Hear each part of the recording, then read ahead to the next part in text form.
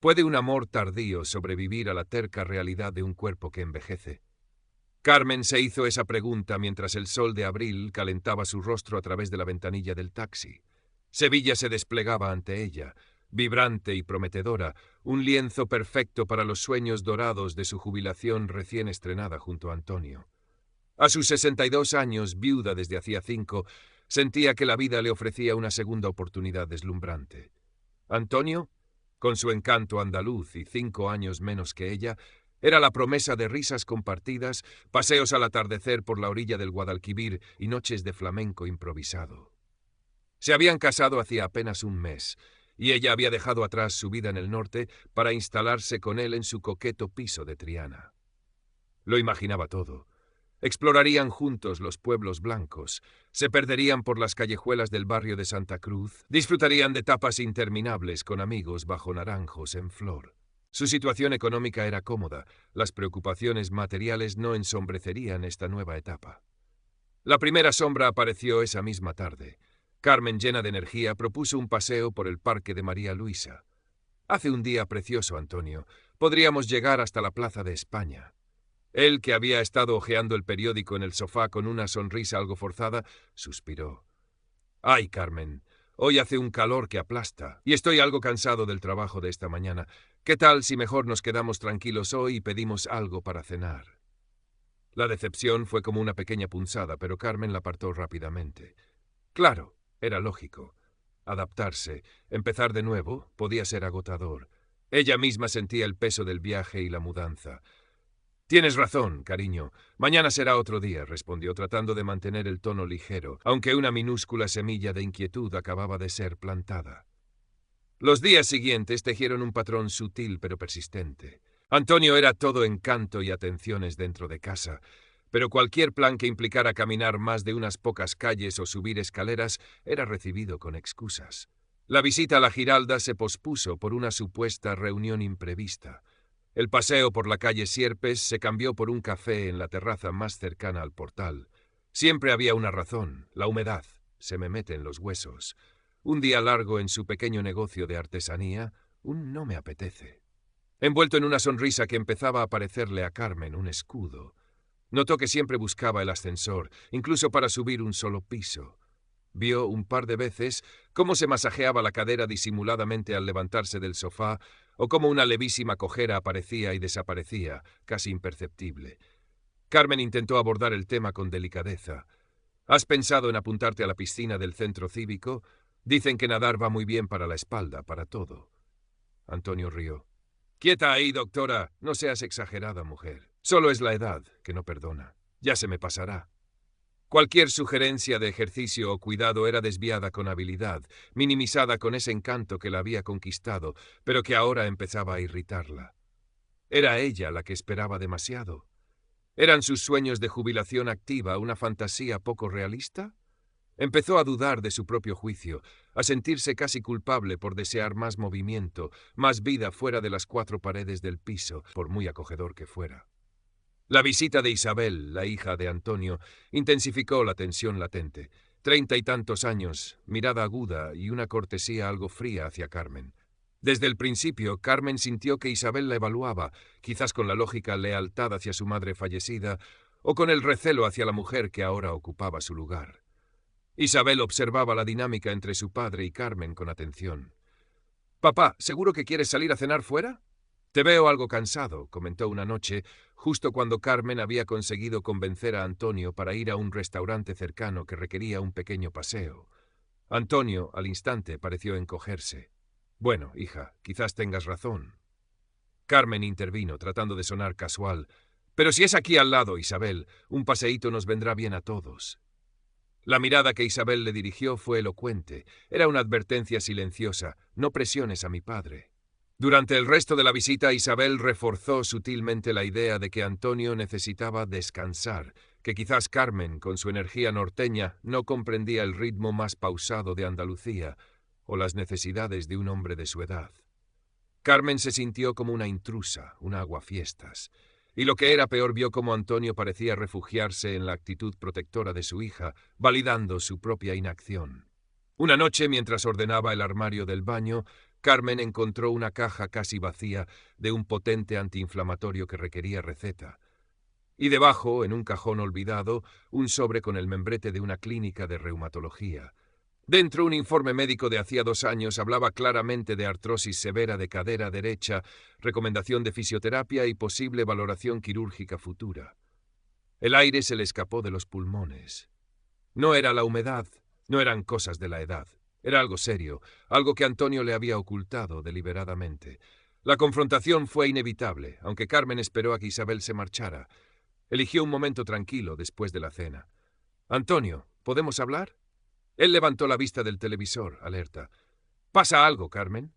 Ella respiró hondo, mostrando el informe médico. «Encontré esto. ¿Qué es?» La sonrisa de Antonio vaciló. Sus ojos buscaron una vía de escape. Intentó restarle importancia. Eso, va, son papeles viejos. Ya te dije que tengo algo de artritis, como todo el mundo a nuestra edad. Nada importante. Pero Carmen no cedió. El informe habla de artrosis severa, Antonio, de cirugía. Esto no es algo de artritis. ¿Por qué no me lo dijiste? Él se revolvió incómodo en el sofá, porque no quería preocuparte. Además, lo tengo controlado. No es para tanto. No es para tanto, estalló Carmen, incapaz de contenerse. ¿No es para tanto que apenas podemos salir a la calle? ¿Qué te pasas el día buscando excusas para no moverte? Que me has mentido. La herida del engaño se sumaba ahora a la preocupación por su salud y a la frustración por sus sueños rotos. Antonio bajó la mirada, murmurando algo sobre no querer parecer un viejo achacoso, sobre el miedo a que ella lo dejara si sabía la verdad. Sus excusas sonaban huecas ante la evidencia de su dolor diario y las limitaciones que imponía a ambos.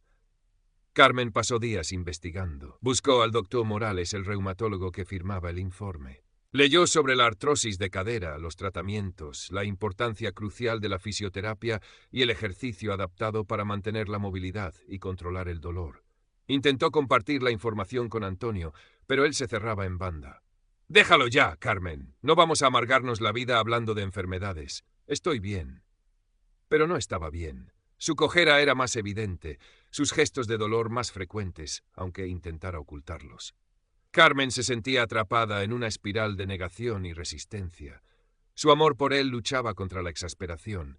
Decidió probar una táctica diferente, una terapia de choque suave. Organizó una salida con Javier y Elena, una pareja de amigos de Antonio que Carmen apenas conocía. Eligió un tablao flamenco en el Arenal, un lugar con encanto, pero que requería caminar unos 15 minutos desde donde podían aparcar. Antonio protestó, pero la perspectiva de ver a sus amigos lo animó.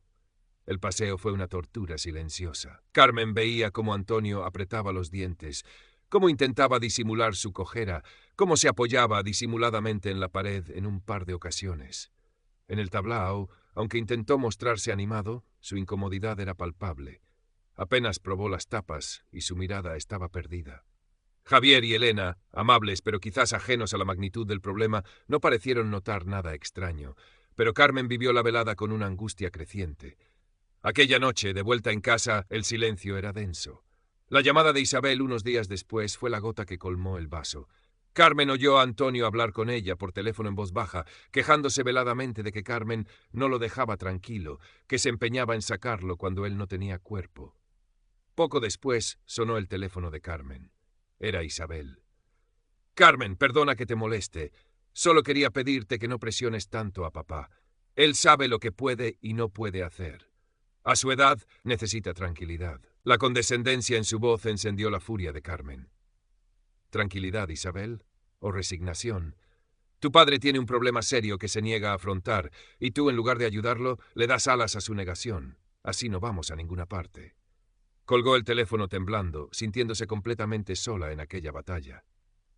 Esa noche, Carmen apenas durmió. La imagen de su propia madre, limitada a una silla en sus últimos años por problemas de movilidad que quizás se podrían haber gestionado mejor, la atormentaba.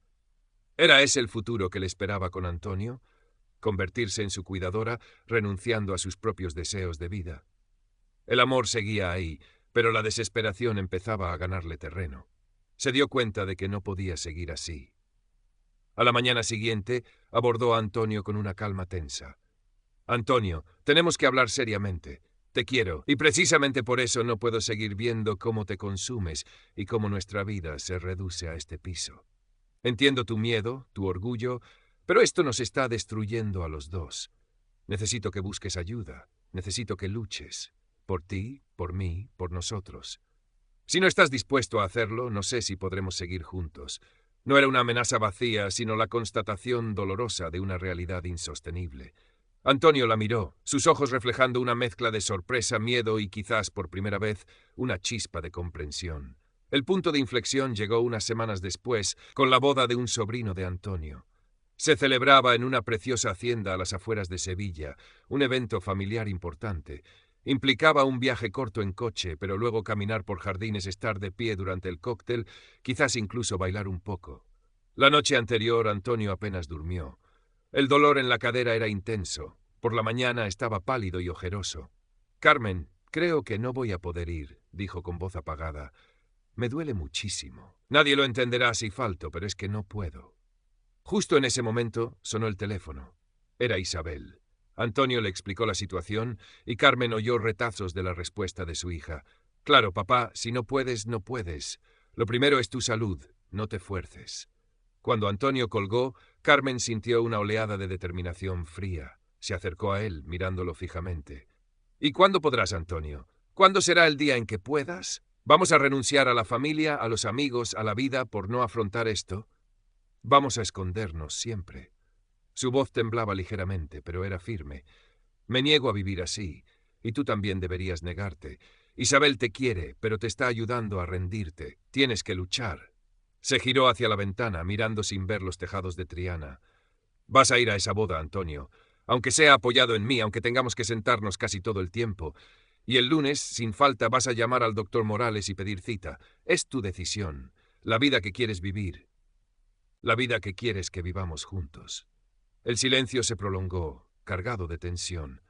Antonio la miraba, su rostro una máscara de dolor físico y conflicto interno. El orgullo luchaba contra la evidencia de su limitación, el miedo a la cirugía contra el miedo a perder a Carmen, la comodidad de la negación contra la urgente necesidad de cambio. Finalmente exhaló un largo suspiro, un sonido que pareció llevarse consigo años de resistencia. «Está bien, Carmen», dijo con voz ronca. «Iremos a la boda y llamaré al médico». La visita al doctor Morales fue un baño de realidad. El diagnóstico se confirmó. Artrosis severa. El doctor fue claro pero empático, explicando las opciones. Fisioterapia intensiva para fortalecer la musculatura y mejorar el rango de movimiento, infiltraciones para aliviar el dolor en fases agudas, cambios en la dieta, medicación ajustada y, sobre todo, la necesidad de mantenerse activo de forma adaptada. La cirugía de reemplazo de cadera seguía siendo una posibilidad futura, pero no inmediata si seguía el tratamiento. Antonio escuchó en silencio, asintiendo con la cabeza, su expresión seria. Por primera vez parecía aceptar la magnitud de su condición. El camino que siguió no fue fácil. La fisioterapia era dolorosa y frustrante al principio. Hubo días en que Antonio quería tirar la toalla, días en que el dolor parecía peor que antes. Carmen estuvo a su lado, animándolo en los momentos bajos, celebrando cada pequeño avance. Poder atarse los zapatos sin ayuda, caminar hasta el mercado sin detenerse tantas veces, dormir una noche entera sin despertarse por el dolor. Uno de los mayores obstáculos fue superar la vergüenza de usar un bastón. El doctor Morales se lo recomendó para los días peores, para descargar la cadera y evitar caídas. Antonio se resistió. «¿Yo con bastón? Pareceré un viejo», protestó. Carmen encontró uno elegante, de madera oscura, en empuñadura plateada. «No es un signo de vejez, Antonio. Es una herramienta inteligente para poder seguir haciendo cosas. Piénsalo así». Poco a poco empezó a usarlo, primero solo en casa, luego para paseos cortos.